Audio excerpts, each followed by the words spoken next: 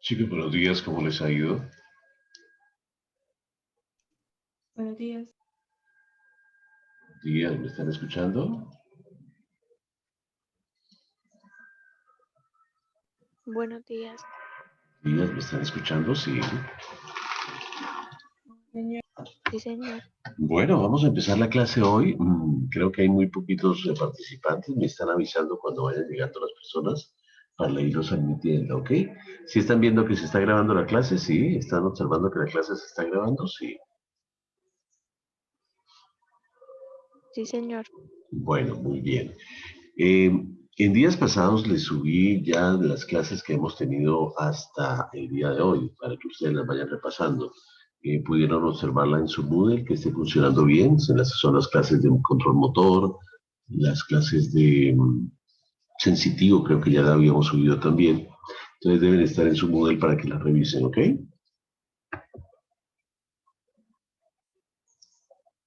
Bien, hoy vamos a hablar de un nuevo tema. El nuevo tema que vamos a referirnos se llama el que corresponde a bases anatómicas y fisiológicas del sistema nervioso autónomo. Si repasamos lo que hemos visto hasta ahora, eh, primero vimos la parte sensitiva y todo lo que correspondía a los receptores sensoriales. Posteriormente vimos visión y audición como fotorreceptores y mecanorreceptores de la audición. Y después nos centramos a la parte de control motor, donde hablamos de todos los niveles de integración, desde los niveles de los reflejos a nivel medular, hasta pasando por los componentes de control motor en el tallo cerebral, el cerebelo, los ganglios basales y la parte de la corteza cerebral. Hoy nos vamos a dedicar a otra parte del sistema nervioso, que es el sistema nervioso autónomo. Como su nombre lo dice, el sistema nervioso autónomo tiene que ver con funciones automáticas, autónomas que tiene nuestro cuerpo, en las cuales la conciencia no está participando y por ende la voluntad no está participando. Cuando hablamos de sistema nervioso autónomo, entonces tenemos que hablar del sistema nervioso que está relacionado con funciones como el latido cardíaco. Ustedes no tienen que pensar que tiene que latir su corazón late. Entonces, ese latir del corazón tiene una función autonómica, hay algo que lo está controlando autonómicamente. También la función gastrointestinal, el hecho de que a usted se le movilice el estómago para que haga sus contracciones estomacales y pueda hacer la mezcla del alimento con todos los jugos gástricos, es una función autónoma, automática. Usted no tiene que pensar ni tiene que ordenar que su estómago haga esto. Lo mismo, por ejemplo, la dilatación de las pupilas. Las pupilas se pueden dilatar y las pupilas se pueden también contraer y eso es una función autonómica, no es una función voluntaria, sino es una función autonómica.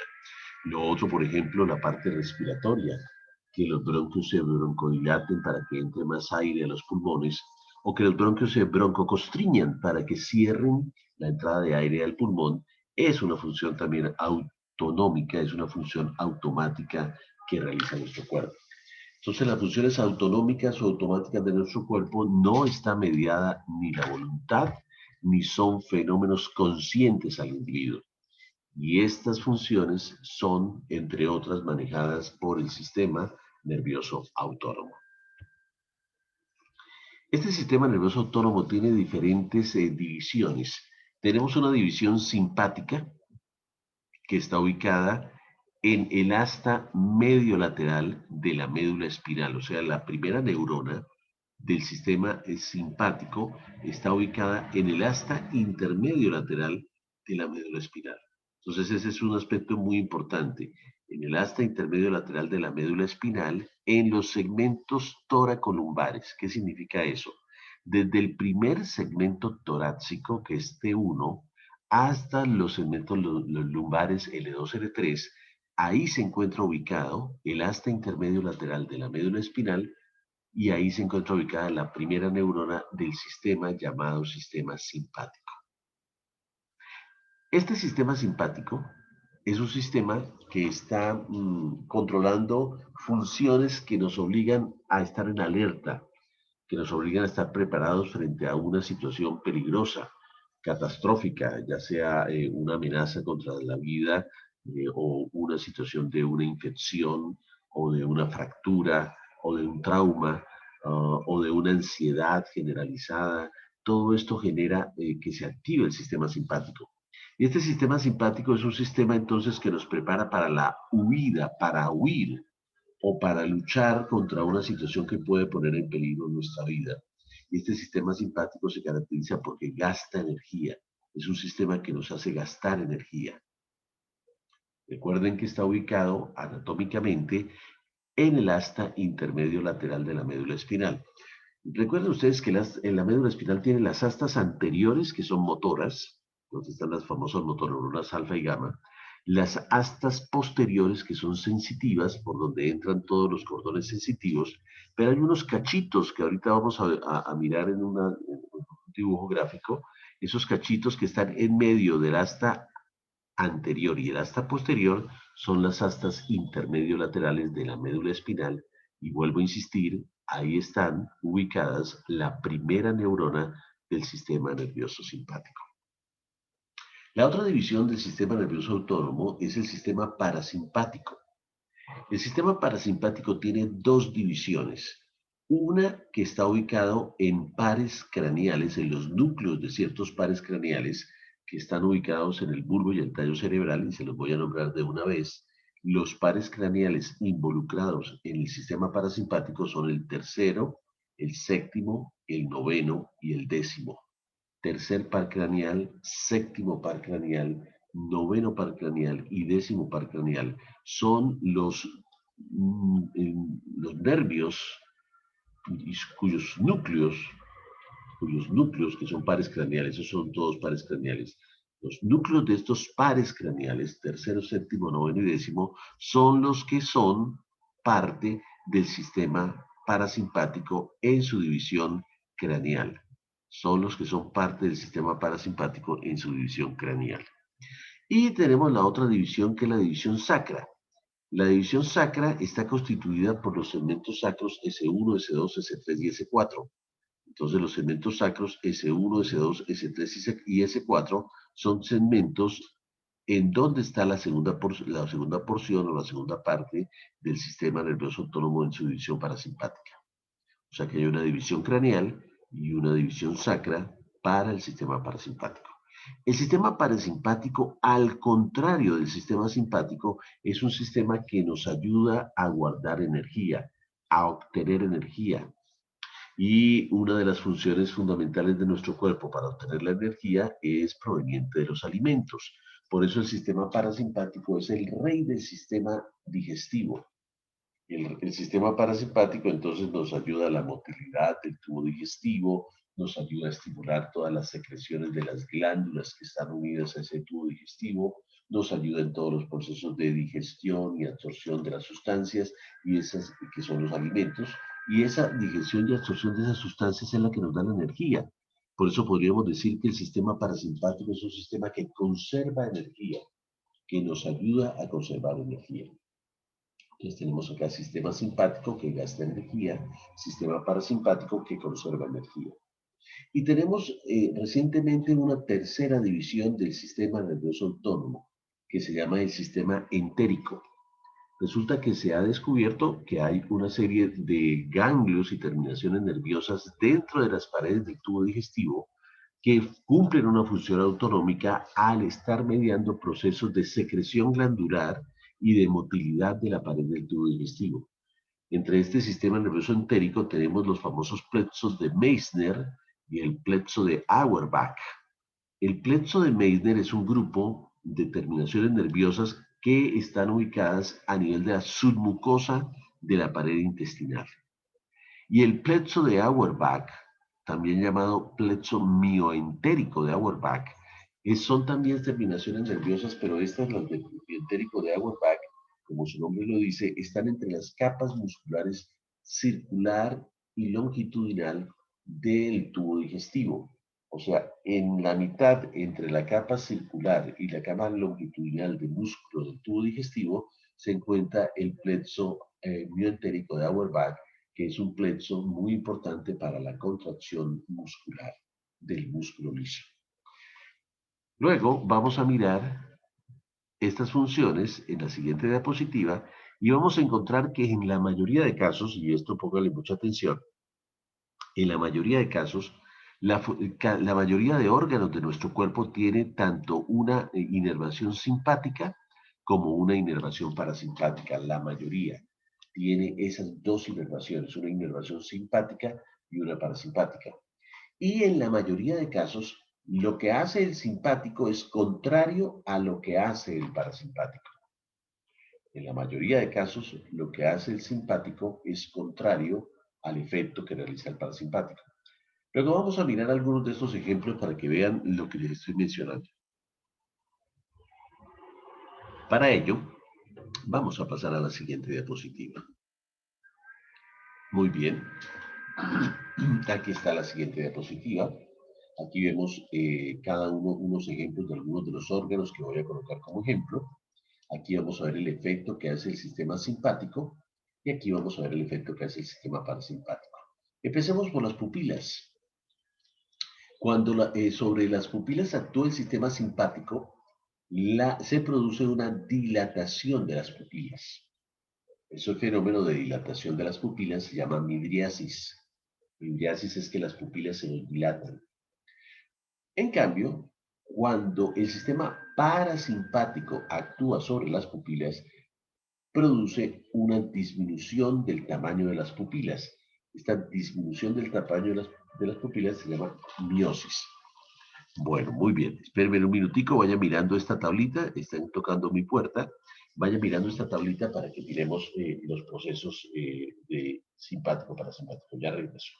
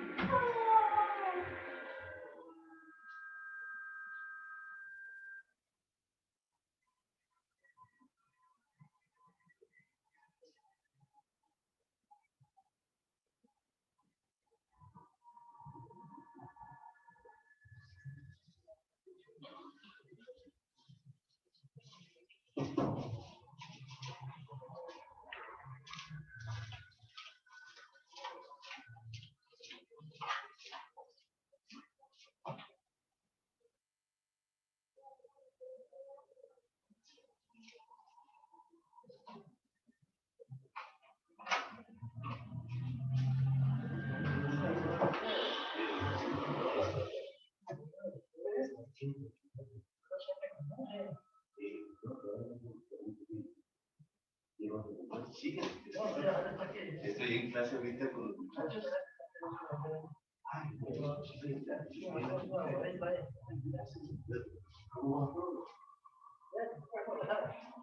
Bueno, muchísimas gracias. Estoy haciendo ejercicio.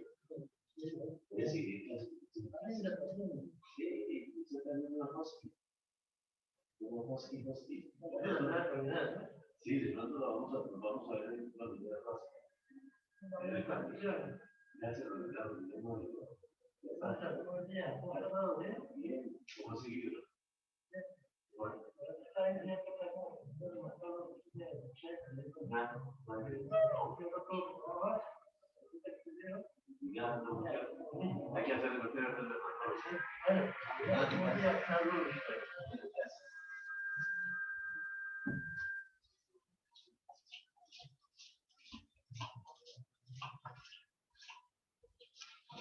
Bueno, qué pena con ustedes, pero entonces ya vuelvo con ustedes. ¿Están todos presentes? Sí. ¿Me están escuchando? Sí, señor. Bueno, muy bien. Sigamos avanzando entonces. Por ejemplo, saltemos de las pupilas al corazón. El sistema simpático en el corazón activa todas las funciones del corazón. ¿Qué significa? Aumenta la frecuencia cardíaca, eso se llama taquicardia. ¿Qué otro aspecto importante va a generar? Además de aumentar la frecuencia cardíaca, activa todas las funciones cardiovasculares importantes. Por ejemplo, aumenta la fuerza de contracción del corazón. Este aumento de la fuerza de contracción del corazón se llama un estímulo inotrópico positivo. ¿Qué otra función cumple? Cumple también la función de aumentar la conductividad del corazón. Este aumento de la conductividad del corazón se llama un estímulo tromotrópico positivo, que aumenta la conductividad del corazón. En cambio, el parasimpático hace lo contrario. Disminuye la frecuencia cardíaca, esto se llama bradicardia, disminuye la fuerza de contracción del corazón, esto se llama un estímulo inotrópico negativo, disminuye la velocidad de conducción del estímulo dentro del corazón, esto se llama un estímulo tromotrópico negativo. Entonces aquí ustedes ven el contraste de lo que hace el simpático en el corazón, que todas estas funciones me hacen gastar energía, o lo que hace el parasimpático en el corazón, que todas estas funciones me preservan energía, me disminuyen la pérdida de energía. Miren lo que pasa en el pulmón. En el pulmón, el simpático actúa sobre los bronquios pulmonares y les produce una broncodilatación. Una broncodilatación por acción del sistema simpático en el pulmón. Y en cuanto al parasimpático, el sistema parasimpático produce un cierre de los bronquios en el pulmón, o sea, una broncoconstricción. Entonces tenemos broncodilatación por acción del simpático en el pulmón y broncoconstricción por acción del parasimpático en el pulmón. Con respecto al tracto gastrointestinal, ya habíamos mencionado que el parasimpático es el rey del tracto gastrointestinal. Entonces, a nivel del tracto gastrointestinal, el parasimpático aumenta todas las funciones del aparato gastrointestinal. Nos ayuda a aumentar la motilidad del tubo digestivo y nos aumenta las secreciones glandulares. En cambio, el simpático, hace lo contrario. La acción del simpático sobre el tubo digestivo es disminuir la contractibilidad del tubo digestivo y disminuir secreciones. Entonces, en estos ejemplos que les he colocado de las pupilas, del corazón, del pulmón y del tracto gastrointestinal, ustedes observan que el efecto que hace el simpático es contrario al efecto que hace el parasimpático. Esto sería la regla de oro en la mayoría de los órganos del cuerpo, y eso sí es cierto, pero existen excepciones a la regla. Y una de las excepciones a la regla son las glándulas salivales. ¿Por qué? Porque el efecto del sistema simpático y el efecto del sistema parasimpático, por ejemplo, en las glándulas salivales es el mismo, es aumentar su secreción glandular, pero con una pequeña diferencia. Cuando el sistema parasimpático actúa sobre las glándulas salivales, va a producir un aumento en el volumen de la cantidad de saliva que se produce. O sea, va a ser una saliva mucho más acuosa, mucho más acuosa, abundante. En cambio, cuando actúa el sistema simpático sobre las glándulas salivales, también aumenta la cantidad de saliva, pero la saliva es más concentrada, es una saliva más espesa. Entonces, esa es la acción del sistema parasimpático. Dos cosas importantes que ustedes van a mencionar acá. Esta es la excepción a la regla. Van en el mismo sentido, aunque la secreción del parasimpático es más acuosa y esta es más condensada.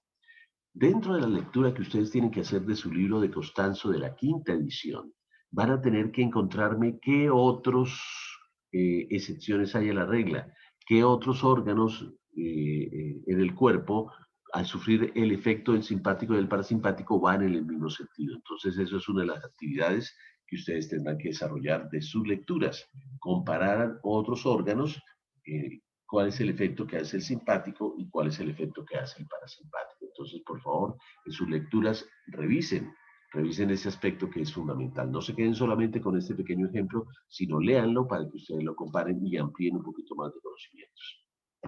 Bueno, el siguiente elemento importante a mencionar, siguiendo comparando el simpático con el parasimpático, son las características anatómicas de las vigas y fibras que forman parte del sistema simpático y parasimpático.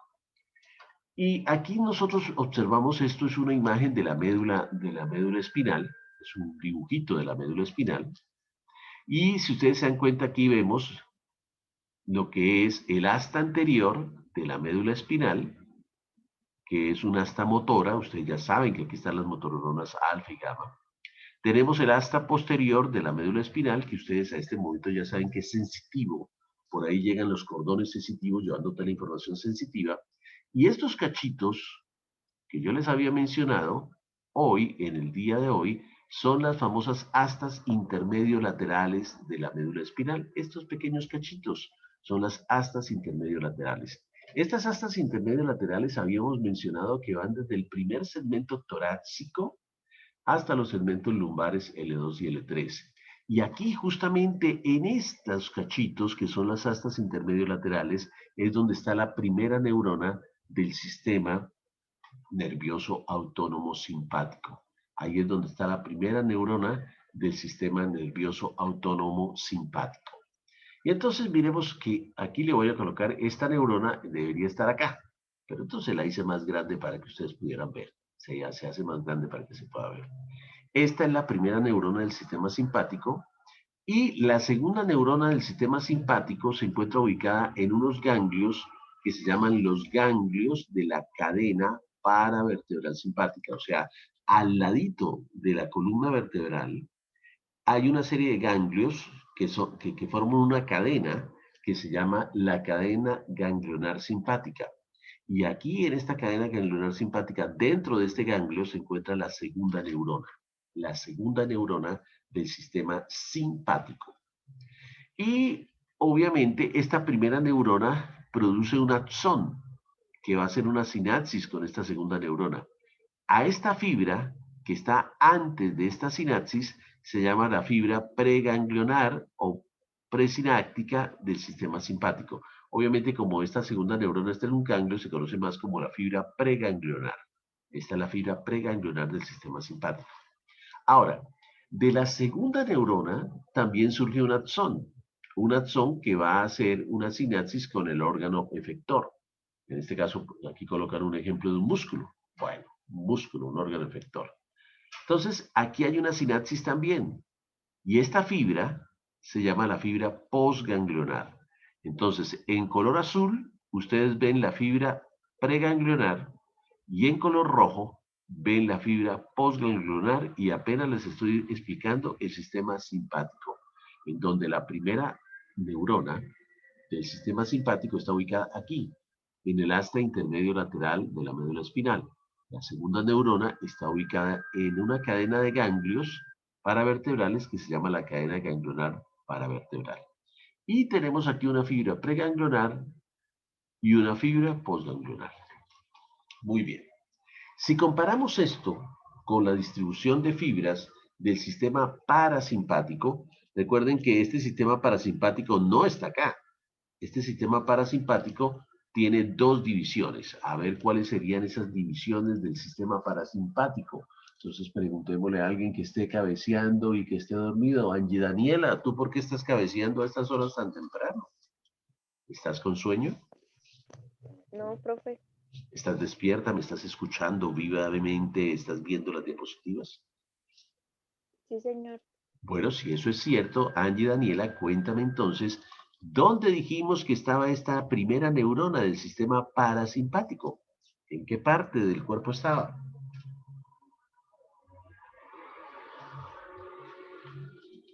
En la médula. ¿En la médula? Del parasimpático, porque acuérdate que acabamos de hablar del simpático, ahora estamos hablando del parasimpático. ¿Será que se encuentra en la médula? A Ah, no, esa ver, no. A ver, vamos a preguntarle a David García. David, ¿y usted qué dice? Que está bostezando en este momento de la mañana, que no ha desayunado. No sé, no sé, profe. No sabes, acabamos de decirlo. Acabamos de decirlo empezando clase. A ver, voy a preguntarle a Scarlett Johansson, que digo, Scarlett Vanessa Liscano.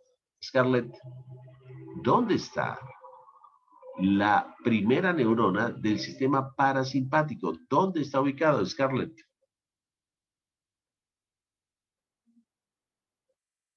Scarlett No estoy segura, profe. no está segura. Señor, Dios mío, Dios mío. A ver, los chicos se nos están quedando durmiendo en clase. Sol, ilumina nuestra ignorancia, por favor, Sol. ¿Dónde está ubicada la primera neurona del sistema parasimpático, Sol? ¿En el cerebro? En el cerebro. ¿En qué parte del cerebro? El tronco cerebral. Tronco. En el tronco cerebral. ¿En qué núcleos? ¿En qué núcleos? 3, 7 y 10. 3, 7 y 10. ¿Solamente 3, 7 y 10 o falta alguno? Y el 9, 9. Y el 9. Muy bien. ¿Quién dijo eso tan maravilloso? Sol, profe. Sol que ilumina nuestra ignorancia. Has disminuido los niveles de ignorancia idiomática en nuestro grupo Sol. Muy bien, claro. Esta primera neurona del sistema parasimpático tiene dos divisiones. En la división craneal se encuentra ubicada en los núcleos de los pares craneales, el tercero, el séptimo, el noveno y el décimo. Muy bien, Sol. Pero el sistema parasimpático también tenía otra división. Entonces, Yurley Tatiana, ¿qué otra división tiene el sistema parasimpático que acabamos de hablar? En la sacra, En la sacra. Y entonces, ¿en qué segmentos también está esta primera neurona del sistema parasimpático? S1, S2, S3 y S4. Exacto, en S1, S2, S3 y S4. O sea, para efectos prácticos de la gráfica yo la coloco acá, pero esta no es la ubicación de la primera neurona del sistema parasimpático. Para retomar el sistema parasimpático, entonces tiene dos divisiones. Una división craneal, que está en el tallo cerebral, y en donde está relacionada con los núcleos de los pares craneales tercero, séptimo, noveno y décimo. Espérenme un minutito, por favor.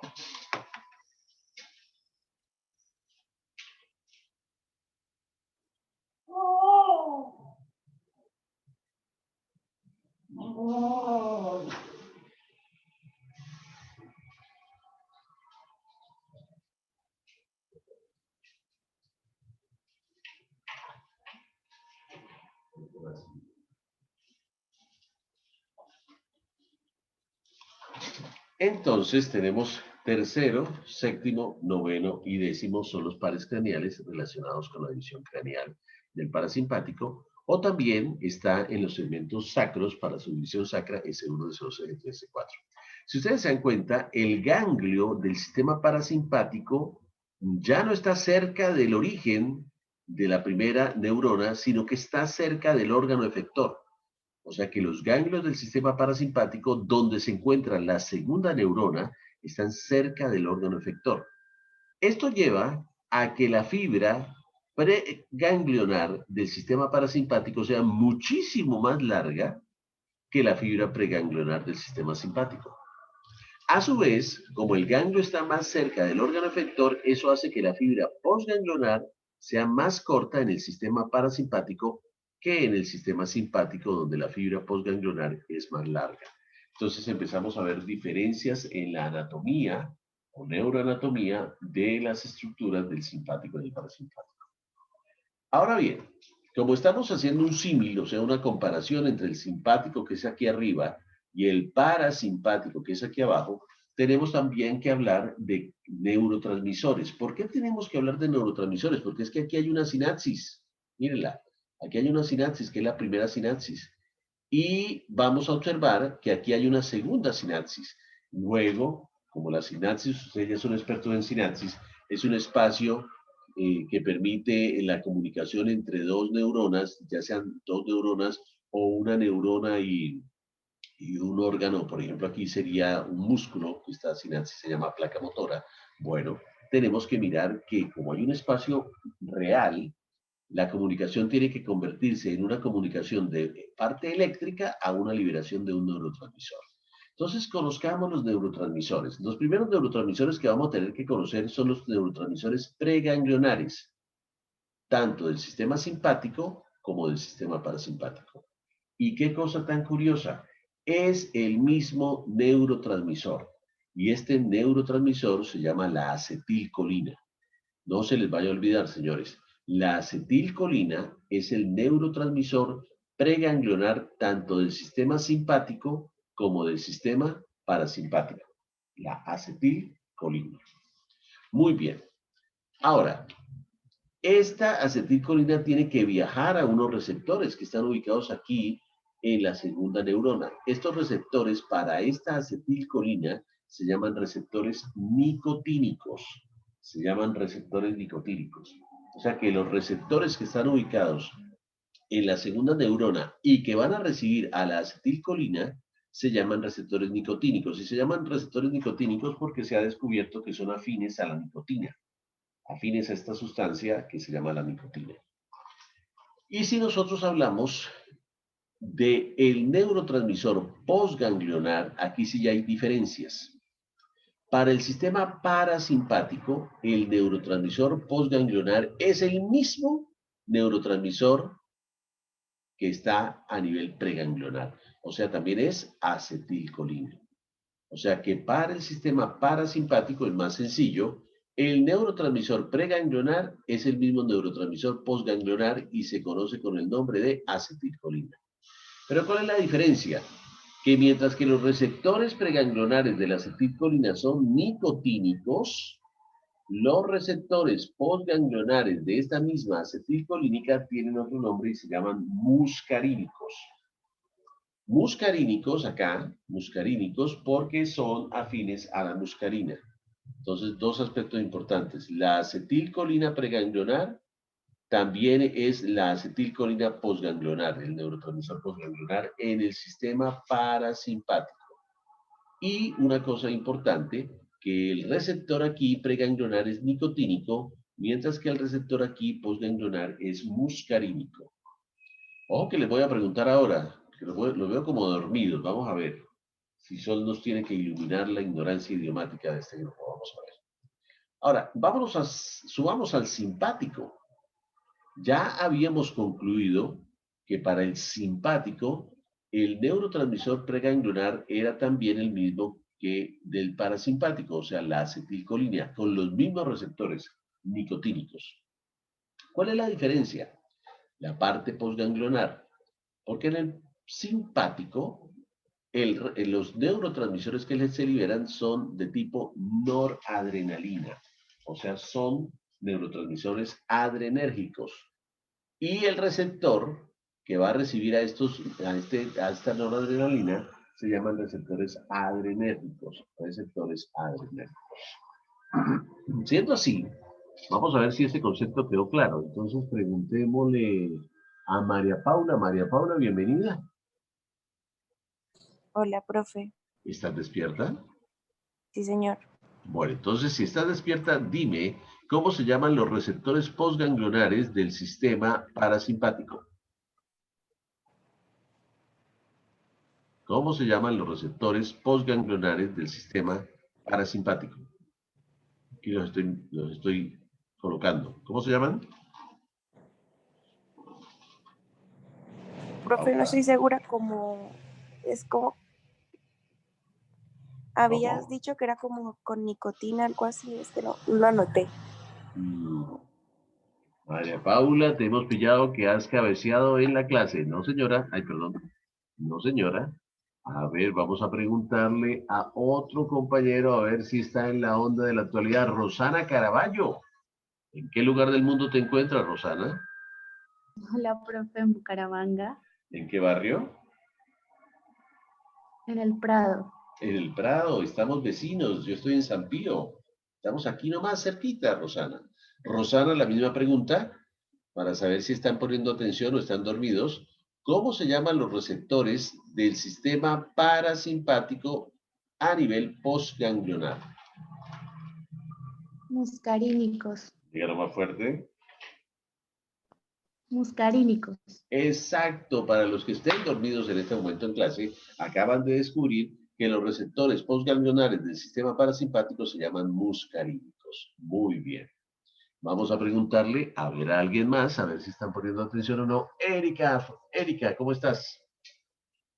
Erika León, Hola, profe.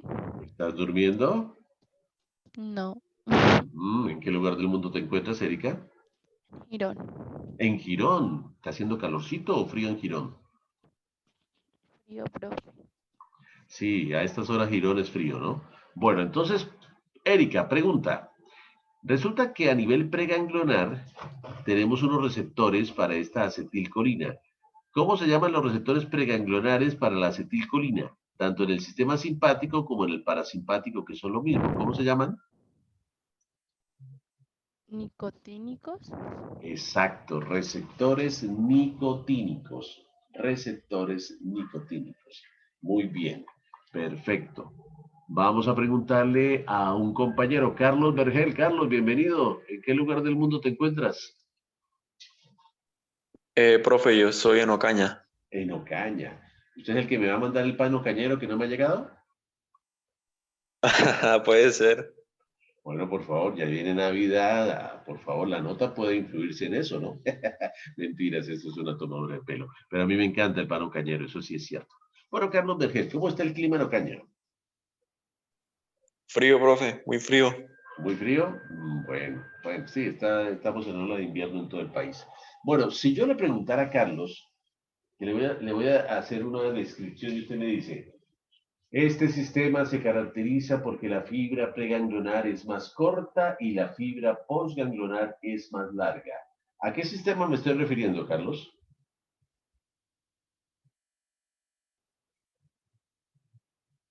Vuelvo a repetirlo. Este sistema se caracteriza porque la fibra preganglionar es más corta y la postganglionar es más larga. ¿A qué sistema me estoy refiriendo?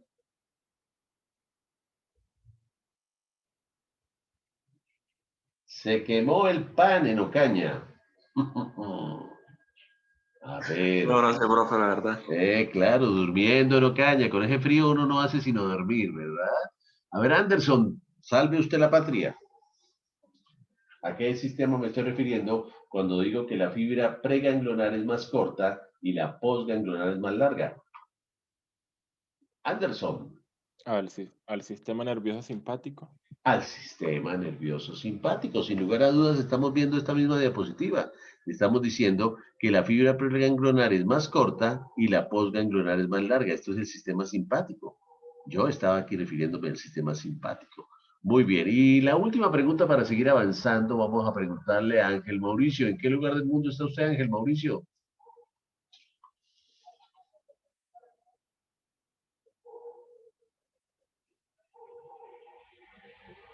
Ángel, no te escuchamos.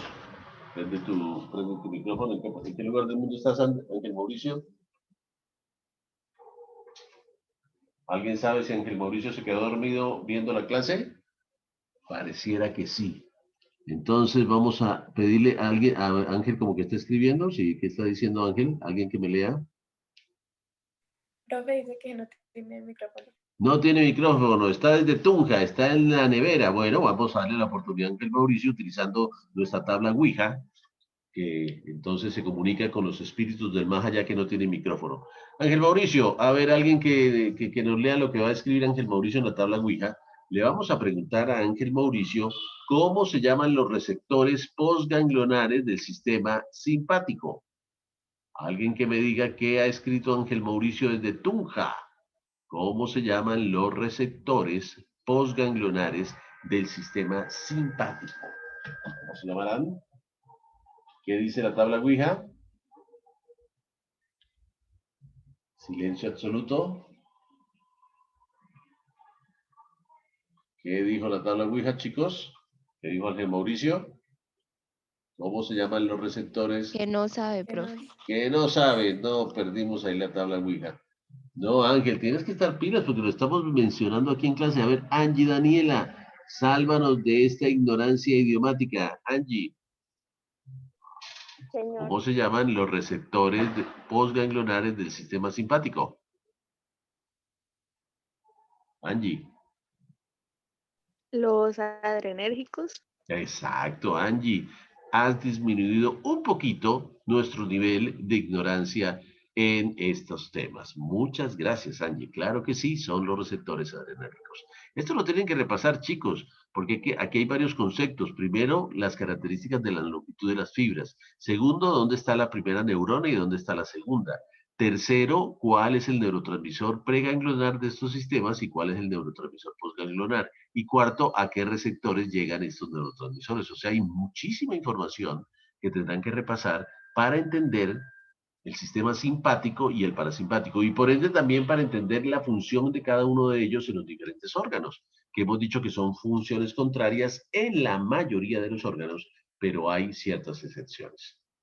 Bueno, entonces vamos a ubicarnos para la siguiente diapositiva para afianzar estos conocimientos fundamentales. Entonces, en la siguiente diapositiva, corre diapositiva, vamos a observar que tenemos receptores, como hemos venido discutiendo de la anterior diapositiva. Y que para el sistema colinérgico, igual que para el adrenérgico, los receptores del sistema preganglionar son nicotínicos, o sea, son receptores nicotínicos, tanto en el sistema adrenérgico como en el sistema colinérgico. Pero los receptores postganglionares ya son diferentes. Para el sistema colinérgico, que me refiero al parasimpático, colinérgico es parasimpático, el receptor postganglionar son receptores de tipo muscarínicos, mientras que para el simpático los receptores postganglionares son adrenérgicos y son a su vez de dos tipos, receptores alfa y receptores beta. Son de dos tipos, receptores alfa y receptores beta. Entonces eso es importante que ustedes lo tengan en cuenta, receptores alfa y receptores beta, que son los diferentes, entonces, para que ustedes lo tengan en cuenta. Muy bien, sigamos avanzando. Si hablamos del sistema colinérgico y nos vamos a hablar del sistema parasimpático, recuerden que los receptores nicotínicos se llaman nicotínicos porque tienen afinidad por la nicotina y son los receptores preganglionares. Y los postganglionares del sistema colinérgico, aunque también tiene acetilcolina, porque aquí hay acetilcolina y aquí hay acetilcolina, son unos receptores diferentes que son de tipo muscarínicos porque son afines a la muscarina. Esos receptores muscarínicos a su vez se ha descubierto que tienen diferente clasificación o pueden clasificarse en diferentes subtipos. Están los receptores M1 para las células parietales del estómago, están los receptores M2 que son del sistema cardiovascular, están los receptores M3 que están ubicados en las glándulas, están los receptores M4 y M5 que están ubicados en diferentes partes, no son específicos para ningún órgano. Entonces tenemos receptores M1 en las células parietales, receptores M2 a nivel cardiovascular, receptores M3 en las glándulas y receptores M4 y M5 que son no específicos. En su lectura de su libro de Fisiología de Costanzo, quinta edición, van a ampliar un poquito más este concepto de los receptores. Y en cuanto al sistema adrenérgico, recuerden que también los preganglionares son nicotínicos con afinidad a la nicotina y los postganglionares son los famosos receptores adrenérgicos. Hay una historia muy bonita con respecto a la evolución en el concepto de los receptores adrenérgicos, porque ellos fueron yendo descubiertos cada década, más o menos, y entonces es un avance muy interesante por lo siguiente, miren. El concepto de receptor adrenérgico fue descrito a inicios del siglo XX, a inicios de 1900, del siglo pasado. Pero más o menos cerca del final de la Segunda Guerra Mundial terminó en el 45, se descubrieron en 1948 que estos receptores adrenérgicos tenían subtipos ya, y empezaron a describir que algunos eran alfa, subtipo alfa, y otros eran subtipo beta. A finales de los 60, la época de los Beatles, ya los receptores beta se empezaron a describir que eran beta 1 y beta 2, o sea, había subtipos de receptores beta, beta 1, beta 2. A finales de los 70 se empezó a descubrir que también había una subdivisión de los alfa, y había alfa 1 y alfa 2. A mediados de los 80, incluso los alfas se subdividieron en 1A, 1B, 2A y 2B. A mediados de los 90 incluso se describieron alfa 1D y alfa 2C. Y ya para finales de, esto es a los inicios de los 90, ya a finales de los 90, empezando el 2000, se describieron los receptores beta 3. Luego, fíjense cómo el conocimiento en los diferentes subtipos de receptores postganglionares adrenérgicos ha permitido que se estén clasificando de manera diferencial. Entonces es un concepto fundamental que ustedes deben tener en cuenta acá. Ahora, ¿esto qué implicaciones tiene? Pues, señores, tiene una implicación grandísima en relación con la especificidad que tienen estos receptores en cada uno de los órganos y el potencial uso terapéutico. Y les voy a poner un ejemplo sencillo. A ver, dígame, ¿quién de ustedes sufre asma bronquial? A ver, ¿quién es asmático en este salón? Cuéntenme con confianza, ¿quién sufre de asma?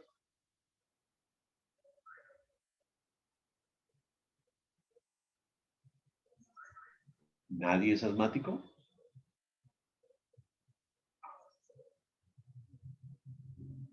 No, ¿en serio? ¿Sí me Yo están creo que, escuchando? pero, o sea, antes tomaba medicamento y eso, pero pues ya no. Y pues ya casi no me da. Pero antes eras asmática. Sí, tenía inhalador y eso. Bueno, ¿cómo te llamas tú? Sofía. ¿Cómo? Sofía. Sofía. Bueno, Sofía, tú de niña eras asmática. Y entonces, ¿cómo eran esos ataques de asma? Cuéntanos, ¿qué sentías? ¿Qué sentías cuando te daba un ataque de asma? Pues más que todo era como en el clima frío, que pues me quedaba sin respirar literalmente y pues tenía un inhalador con el que respiraba. Y un tiempo Exacto. pues estuve con un tanque. ¿Y llegaste a tener tanque de oxígeno? Sí. Mira cómo era de grave la situación de Sofía. O sea, eso de no respirar es una situación bastante incómoda. Y para entenderlo tendríamos que hacer un pequeño ejercicio en donde después del conteo de 3 yo les digo a todos ustedes que dejen de respirar hasta donde más puedan. Entonces, a la 1, a las 2 y a las 3. No respiren, no respiren, no respiren. Retengan la respiración, no respiren. Aguanten lo más que puedan, no respiren, no respiren. No vaya a respirar. Cuidadito con que respire. ¡Ah!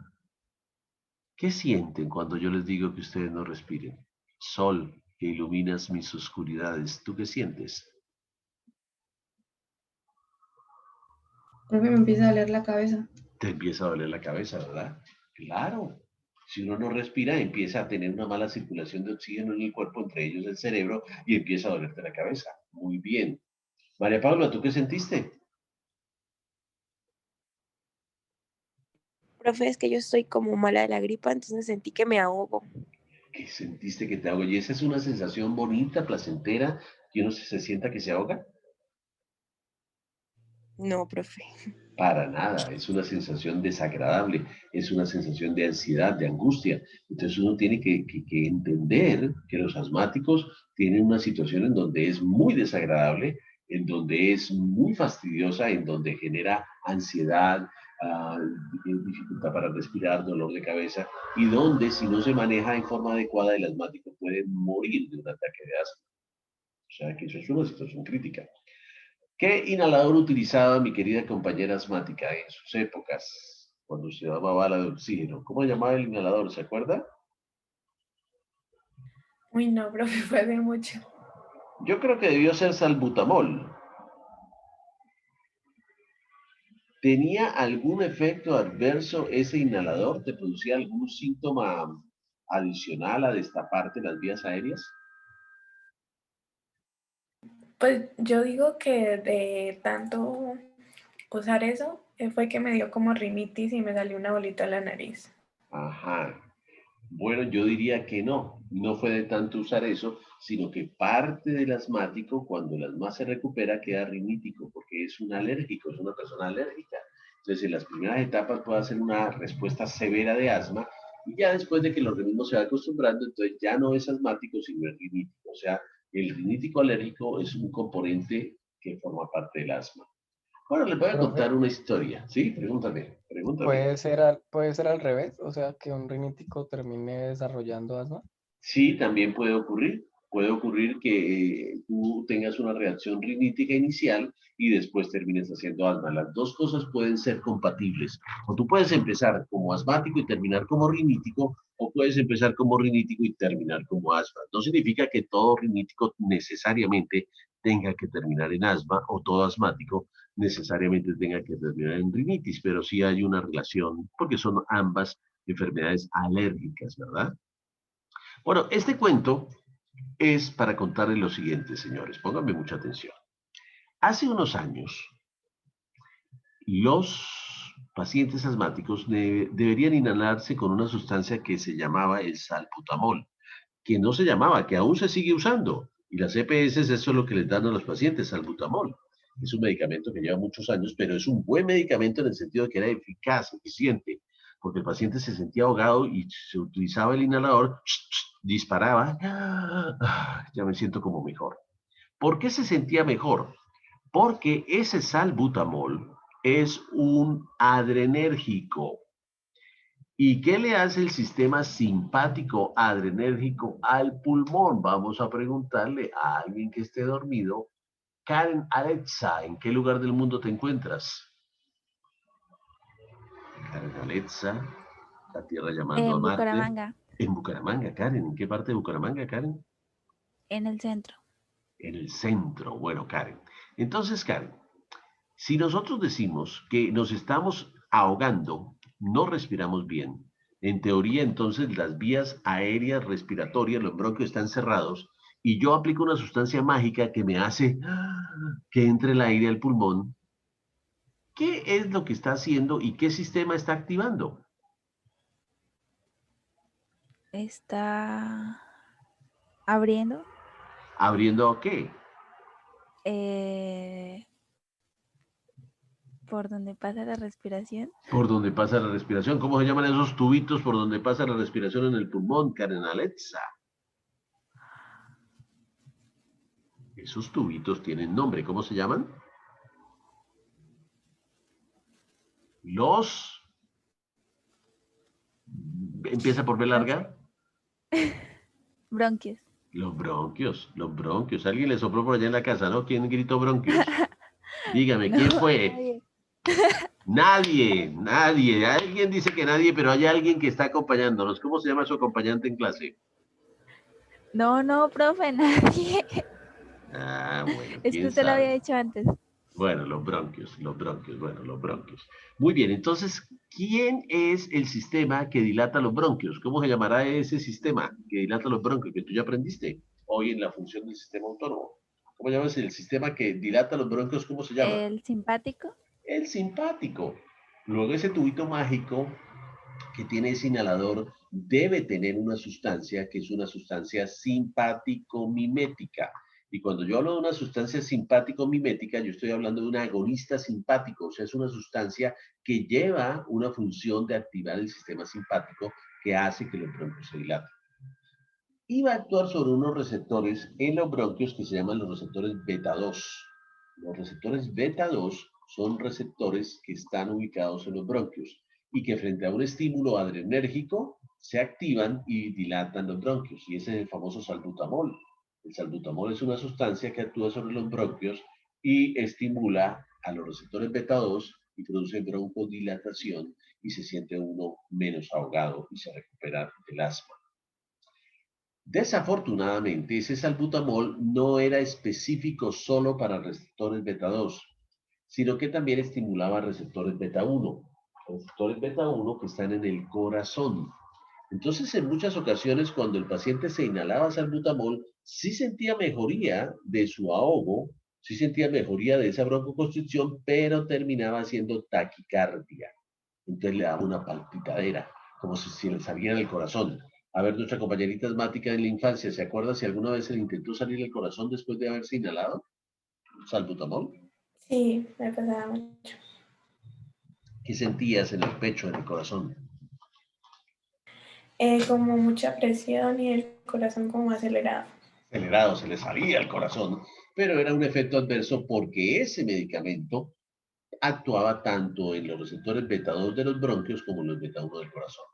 Gracias a este desarrollo que estamos mencionando aquí, de saber específicamente diferentes subtipos de receptores y conocer en qué parte del cuerpo estaban, es que la industria farmacéutica ya produjo una sustancia más específica para receptores beta 2 que se llamó el formoterol, que actualmente se consigue el formoterol. Entonces, ese formoterol, la persona se lo dispara en la boca y actúa solo sobre los receptores beta 2, luego actúa solamente sobre los bronquios y broncodilata. Y no actúa sobre los receptores beta 1. Entonces, ese, si usted se inhala, sí le produce broncodilatación, sí mejora su estado de ahogo, pero no le produce taquicardia. No le produce taquicardia. Entonces, será importante el avance en el conocimiento de cada uno de estos subtipos de receptores. Claro, porque le ha permitido a la industria farmacéutica diseñar moléculas que actúan más específicamente en cada uno de ellos, evitando eventos adversos. Su misión, si deciden aceptarla, dentro de lo que van a hacer para ampliar estos conocimientos, es que al leer su libro de Fisiología de Costanzo, quinta edición, van a mirar, bueno, ¿qué me dice el libro de Fisiología de Costanzo? ¿En qué órganos están más los beta 1? ¿En qué órganos están más los beta 2? ¿En qué órganos tenemos más a los receptores alfa 1 o alfa 2? O los beta 3. Entonces, esto es muy importante que ustedes vayan ubicando todos estos tipos de receptores en diferentes órganos, a ver cuáles son los que más pueden ser estimulados o no por una determinada sustancia. Esto también ha avanzado tanto que ya se sabe la conformación de un receptor, ya sea para el sistema simpático o parasimpático. Les voy a mostrar cómo es la conformación de un receptor del sistema simpático, o sea, un receptor adrenérgico. Entonces, ¿cómo se ve un receptor adrenérgico? Aquí lo vamos a ver, mírenlo. Aquí está un receptor adrenérgico. Esto es el receptor adrenérgico que está metido en la membrana plasmática. Tiene un componente que sale hacia el exterior, que es la terminación amino, y tiene un componente que está anclado al interior, que es la terminación carboxilo. Y tiene una serie de estructuras. Estas M no son muscarínicos, señores. Estas son proteínas que tienen este nombre. La proteína M1, M2, M3, M4, M5, M6, M7, pero ojo que son proteínas que forman parte de este receptor, que es el receptor adrenérgico. Y esto se ha avanzado tanto que ya también se sabe cómo es el fenómeno llamado señalización intracelular.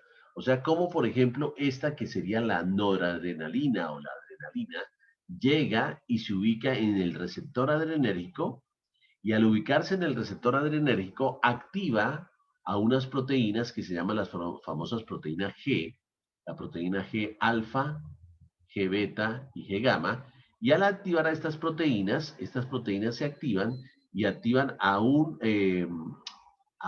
mensajero que puede ser el GTP, para convertirlo en GDP y energía y llevar un mensaje hacia la parte intracelular. O sea, el switch que prende y apaga la luz son las proteínas G, G alfa, G beta, G gamma. Y el efector es ya sea la adenilciclasa o el GTP, para convertir esto en energía y producir una señal intracelular, llevar una señal de información.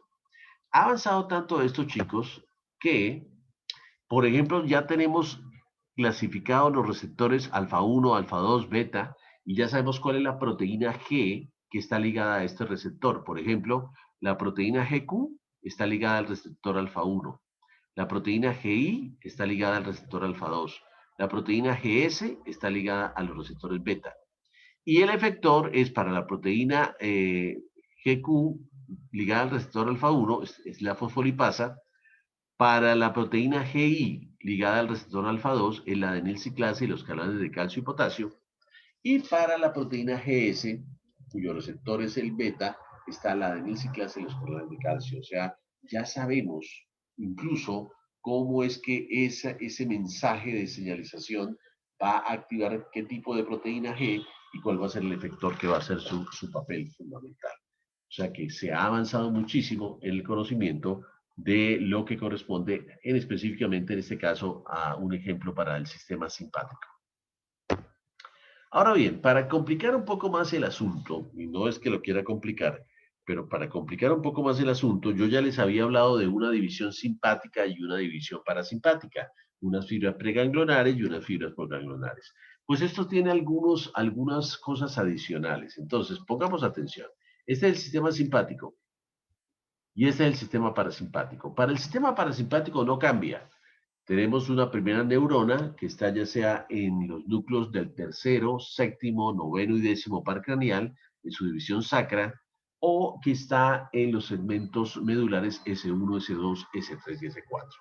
Y esta fibra preganglionar, que tiene como neurotransmisor la acetilcolina, que tiene como receptor acá un receptor nicotínico, una segunda neurona que está en el ganglio, que tiene la fibra postganglionar y que tiene como neurotransmisor también a la acetilcolina y como receptor a los receptores muscarínicos M1, M2, M3, M4, M5.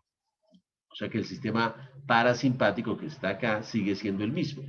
En cambio, en el sistema simpático puede haber tres divisiones o tres tipos de fibras en el sistema simpático. La clásica que hemos aprendido es esta primera, en donde tenemos una neurona primaria en el asta intermedio lateral de la médula espinal, que lleva una fibra preganglionar, que lleva un neurotransmisor que es la acetilcolina, que se une a un receptor acá que es nicotínico, y tenemos la segunda neurona que está en la cadena ganglionar paravertebral, que produce una fibra postganglionar que libera una sustancia llamada noradrenalina y que actúa sobre receptores alfa y beta. Esto es lo que ya habíamos visto, el típico ejemplo de una división simpática.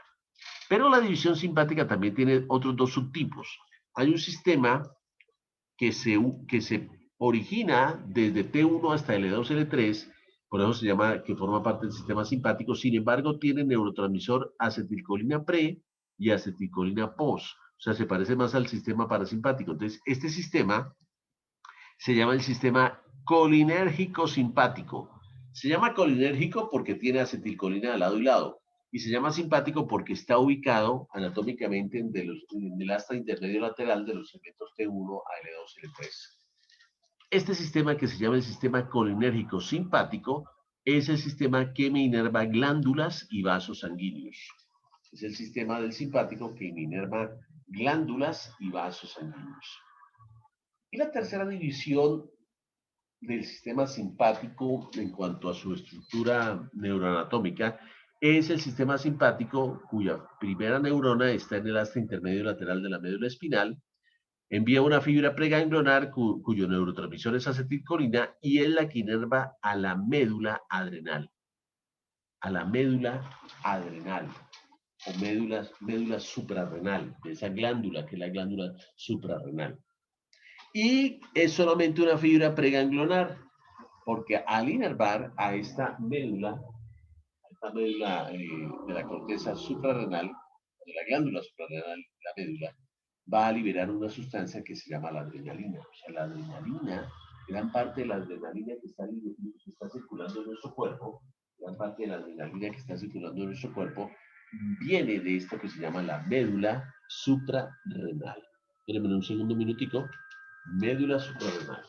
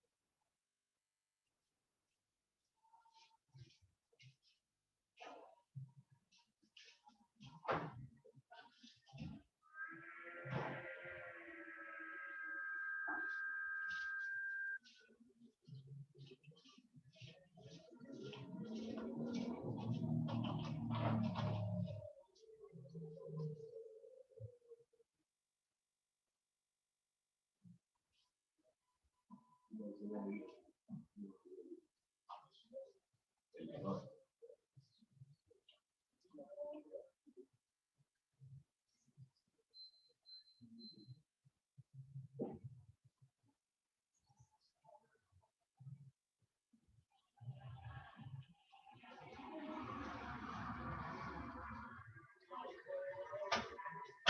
más todavía no he llegado.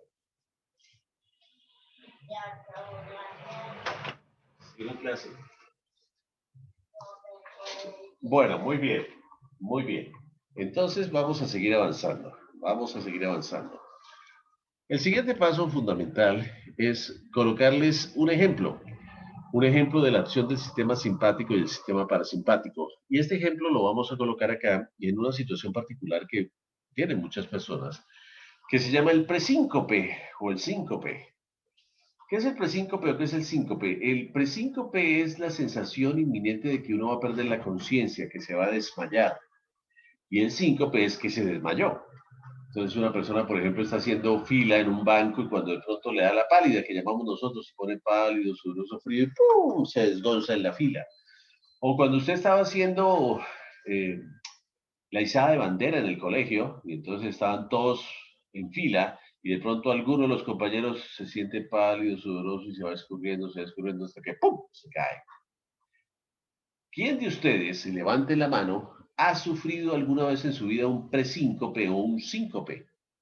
Después de estar haciendo cola o hacer fila o en alguna situación particular o una noticia mala que han recibido, perdió el previo, perdió el año y le dio la pálida. Levante la mano los que les ha dado la pálida. Aquí tenemos a Sofía. Sofía levantó la mano. ¿Quién más? ¿Quién más le ha dado la pálida? A ver, escojamos a Sofía. Sofía, casos de la vida real. Y hoy en Casos de la Vida Real conoceremos el caso tórrido, terrible de Sofía y su pérdida de conciencia. Entonces, Sofía, bienvenida a nuestra serie del día de hoy que se llama El Sistema Nervioso Autónomo. Cuéntanos tu caso. ¿Qué fue lo que pasó con tu vida y tu presíncope o síncope? Bueno, yo estaba en Villavicencio, estaba de viaje y estaba en un lugar que no se podía tomar agua de la llave y yo no sabía, y pues tomé agua de la llave y me enfermé del estómago y tenía vómito. Y pues salimos a caminar y me dio vómito, vomité y me desmayé. Se desmayó en medio del vómito, cayó sobre el vómito. Uy, qué escena. No. Ya iba a decir yo, esta es una escena sanguinolenta. Esto se llama periodismo amarillo, terrible. Pero bueno, y entonces, ¿usted recuerda los minutos o segundos exactos antes de desmayarse? Sí, o sea, yo vomité y mi mamá dijo como, sí, ya vomitó, ya va a estar mejor. Y todo empezó a girar muy rápido hasta que todo quedó negro y ya pues cuando me volví a levantar, pues estaba mucha gente alrededor mío. O sea, ¿usted alcanzó a ver el túnel? O sea, ¿usted llegó, vio lo negro, vio luz al final del túnel? No. No, solo oscuridad. Solo oscuridad. Esta niña es una pecadora. Solamente vio oscuridad, no vio luz al final del túnel. Claro, perdió la conciencia. Muy bien. Y cuando despertó de la conciencia, ¿qué fue lo primero que vio? La gente como encima mío y me iban a echar como agua. Mejor dicho, todos encima ahí echándole, iban a echar agua, la iban a revivir porque se iba a morir al túnel negro. Dios mío, qué niña tan pecadora. Muy bien. Entonces, fíjense que ocurre, y eso se llama un síncope, una pérdida súbita de la conciencia. Ya estaba deshidratada, estaba con malestar general, la mamá toda tranquila. Si me está escuchando, ojalá démosle la oreja a la mamá. ¿Estás con tu mamá ahí al lado? No, profe. Se salvó la madre de aquí de una vaciada del profesor. ¿Cómo así que? No, tomó agua contaminada, está enferma y con el vómito le va a pasar eso, ¿no? O sea, tan mala hierba no muere, ¿no? Bueno, eso se llama un síncope. ¿Alguien más ha tenido en la vida un síncope, un desmayo en la vida? Gracias por tu historia de vida, Sofía. ¿Alguien más? ¿O estamos en un grupo en donde todos son sanos, no tienen ningún problema? Bueno, vamos a poner el ejemplo de Sofía o el ejemplo también de cualquiera de ustedes que no me haya querido contar que se desmayó. Resulta que, pongamos el ejemplo de esos desmayos que duran o que ocurren porque la persona está mucho tiempo de pie, haciendo fila. en el colegio. Yo creo que a muchos de ustedes compañeritos se desmayaron izando bandera, ¿verdad? Entonces, ¿qué pasa cuando uno está mucho tiempo de pie? Siempre, de todas maneras, cuando uno está de pie, se le empieza a acumular la sangre en las piernas.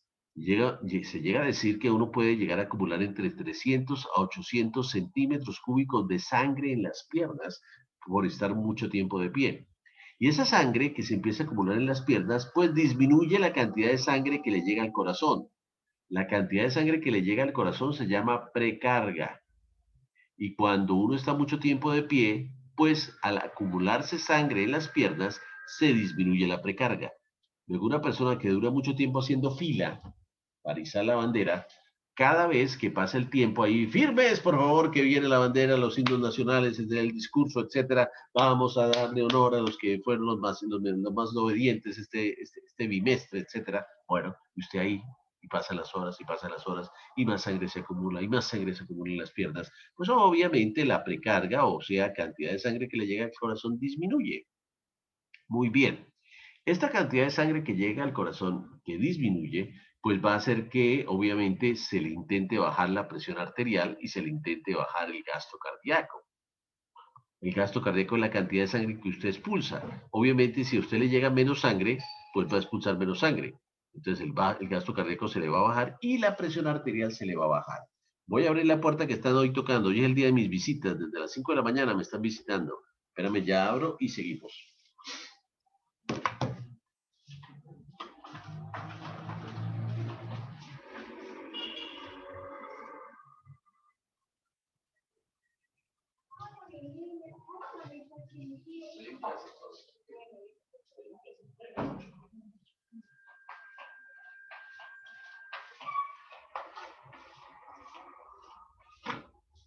Ahora bien, ¿será conveniente que nosotros dejemos bajar el gasto cardíaco y la presión arterial? Pues no.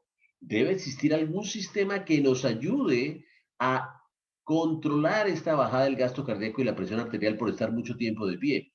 Y este sistema se llama los vasoreceptores, que producen una cosa que se llaman los vasorreflejos. ¿Qué son los vasoreceptores? Los vasoreceptores son terminaciones nerviosas especializadas en detectar cambios en la presión arterial. ¿Y dónde están ubicadas? En la pared de los vasos sanguíneos.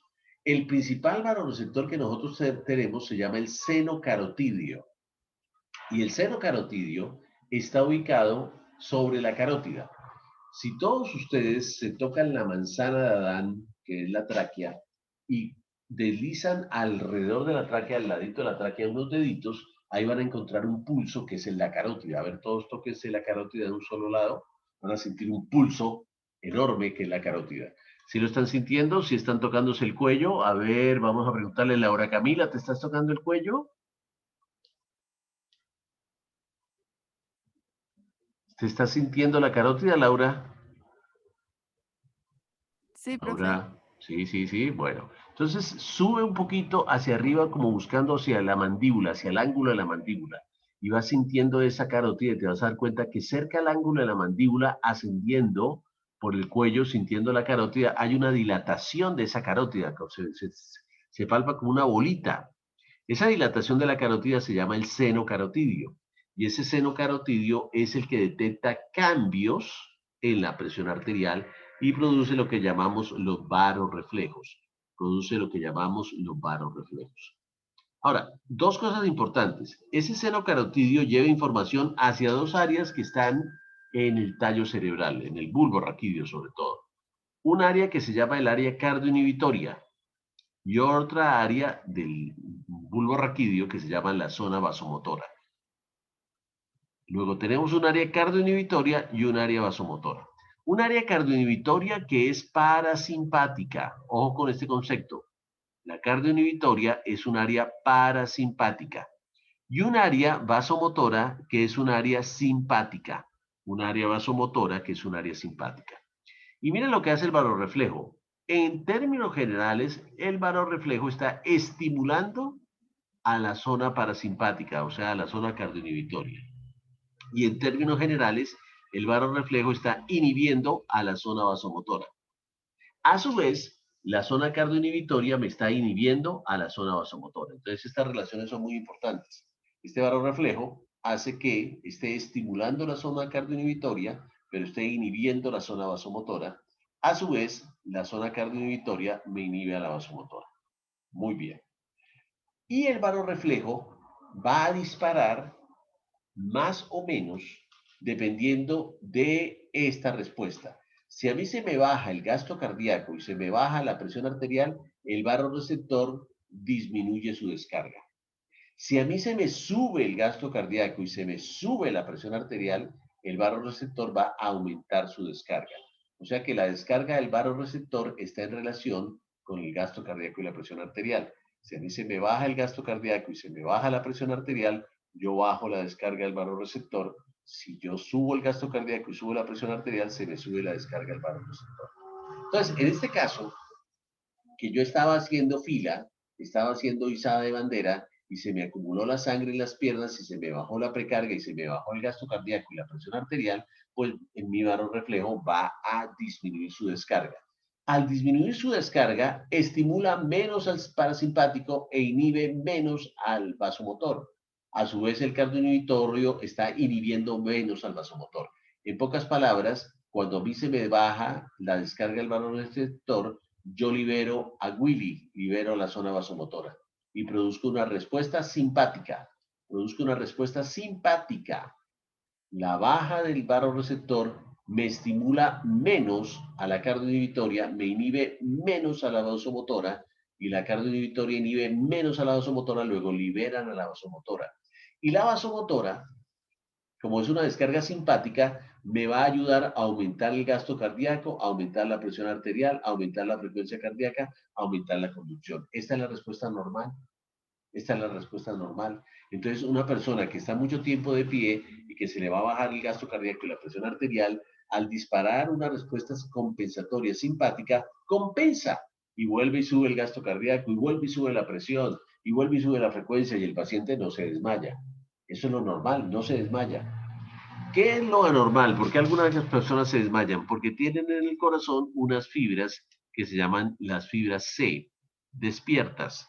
Estas fibras C son mecanorreceptores que cuando el corazón recibe un estímulo simpático y empieza a aumentar la tensión muscular y la fuerza de contracción, estas fibras en las personas que tienen síncope se activan y estas fibras producen una respuesta de tipo vagal, que empeora el gasto cardíaco, empeora la presión arterial y baja más la presión y hace perder la conciencia. Porque la respuesta vasomotora normal es aumentar respuesta vascular periférica, frecuencia cardíaca, presión arterial, compensar.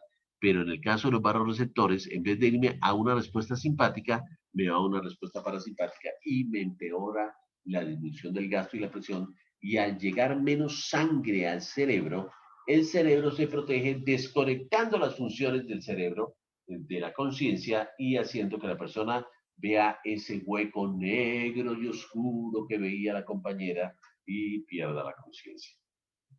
Esto tienen que repasarlo, chicos. Esto que estoy viendo lo tendrán que volver a escuchar en la grabación y lo tendrán que volver a repasar y lo leerán en su libro de fisiología de Costanzo para que vean qué son los barorreflejos, dónde está ubicado el seno carotidio, cómo es la relación de este seno carotidio con la zona cardioinhibitoria y con la zona vasomotora y cómo es la integración a este nivel.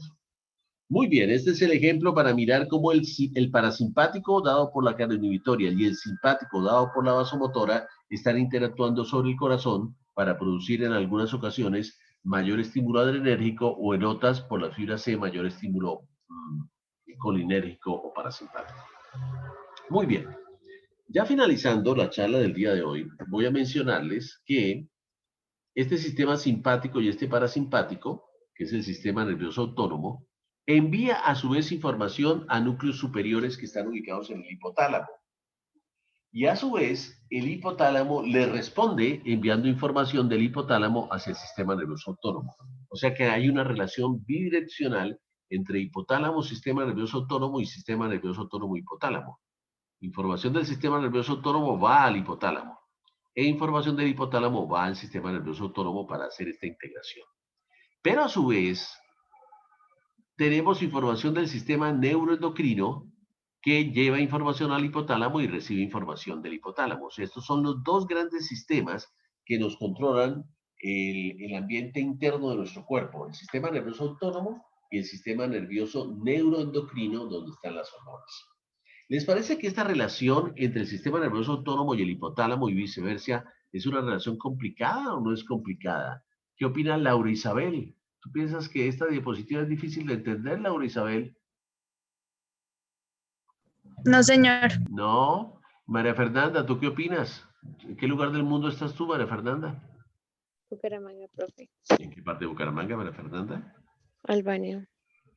¿Dónde queda Albania?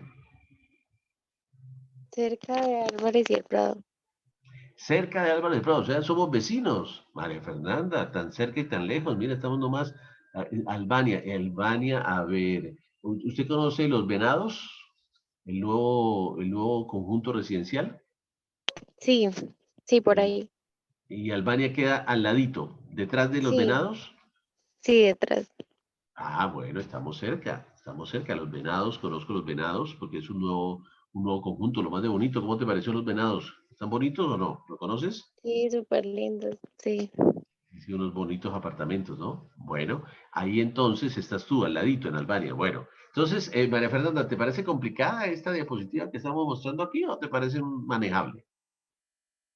Manejable, profe. Manejable, ¿verdad? Pues déjame decirte que la cosa no es tan fácil.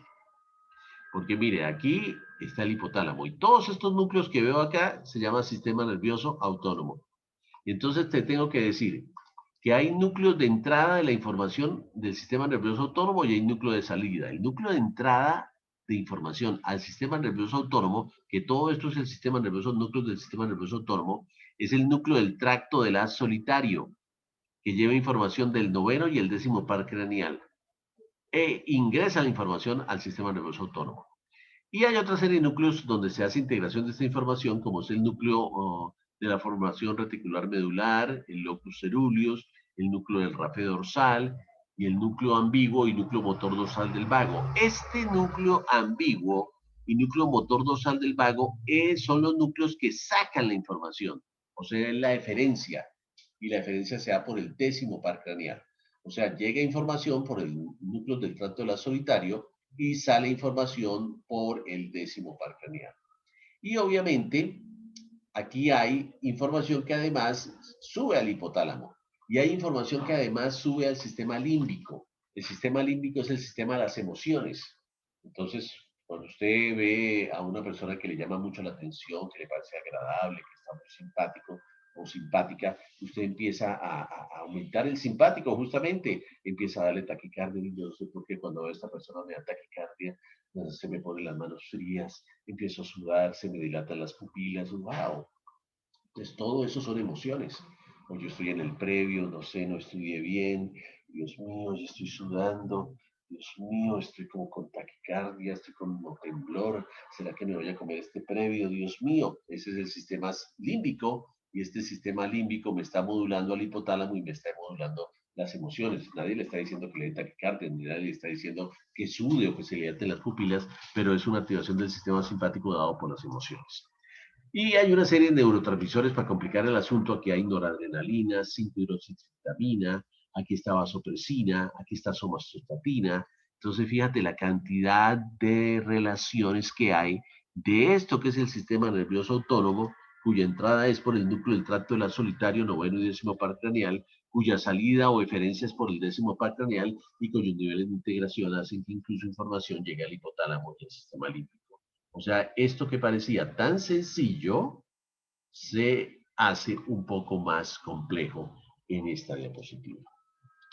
Finalmente, ya para despedirnos, ustedes van a ver en su texto que estas son las respuestas del vasoreceptor, que el vasoreceptor, a medida que aumenta la presión arterial, aumenta la descarga, a medida que disminuye la presión arterial, disminuye la descarga. Entonces, esto es bien interesante. Como si a mí se me aumenta la presión arterial, el vasoreceptor va a disparar mucho más. Como si a mí se me baja la presión arterial, el vasoreceptor va a disminuir su descarga. Entonces, eso es bien importante, que ustedes vean esta misión que hace el seno carotidio. Y obviamente van ustedes a observar que muchas personas tienen enfermedades relacionadas con el sistema nervioso autónomo, las famosas disautonomías. Hay personas que no les funciona bien el sistema nervioso autónomo. Entonces hay personas que, por ejemplo, tienen falla autonómica pura, o sea, hacen hipotensión ortostática, cambian de postura y ¡pum!, se les baja la presión arterial. Hay personas que tienen disautonomías del sistema solo-colinérgico o de ambos sistemas, tanto simpático como parasimpático, entonces tienen una pandisautonomía. Hay personas con enfermedades clínicas que la enfermedad termina produciendo un trastorno del sistema nervioso autónomo. Por ejemplo, los pacientes diabéticos terminan produciendo daño del sistema nervioso autónomo. Los pacientes que tienen acúmulo de amiloide, la amiloidosis también. O los pacientes que tienen porfiria intermitente aguda. O en ciertas polineuroradiculopatías o enfermedades debilitantes crónicas inflamatorias, también hay disautonomías. También en pacientes que tienen insuficiencia renal crónica o enfermedad hepática crónica o déficit de vitamina B12, hay disautonomías. Los pacientes alcohólicos o con desórdenes nutricionales, los que tienen cánceres, los que están en contacto con sustancias tóxicas como la vincristina, los metales pesados, los que tienen enfermedades como el lupus o la artritis reumatoidea, o enfermedades infecciosas como la lepra, como el SIDA, como el Chagas, pueden tener disautonomías. El solo hecho de volverse uno viejito también le favorece la disautonomía. O lesiones en la médula espinal o ciertos medicamentos o enfermedades metabólicas pueden también favorecer la disautonomía. Entonces, señores, hemos hoy repasado el sistema nervioso autónomo, hemos hablado del sistema simpático, parasimpático y el entérico, nos hemos referido a la distribución anatómica de sus fibras, a los neurotransmisores y a los receptores, tanto pre como postganglionar.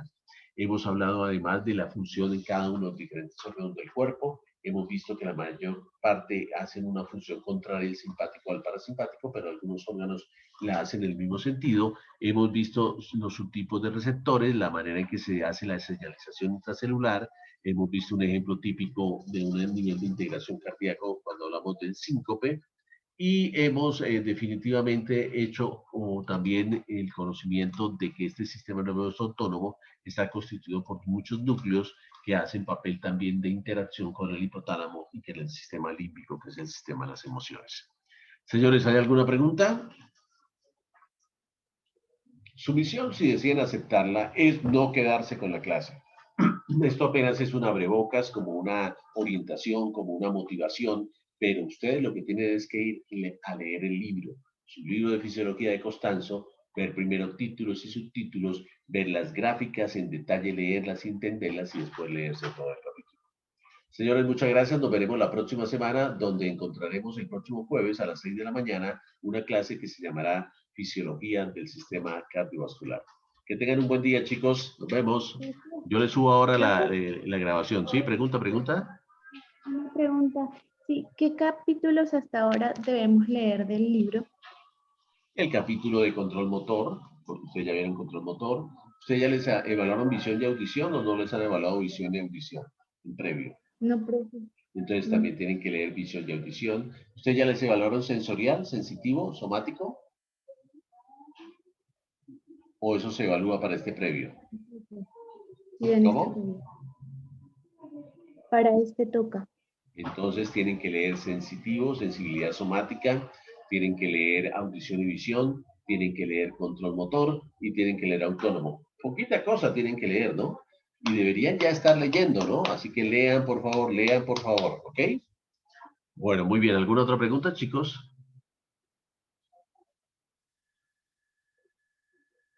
Bueno, no siendo más, entonces aquí está Rosana brindando con nosotros con una copa de vino. Muchas gracias, Rosana, por brindar con una copa de vino con nosotros.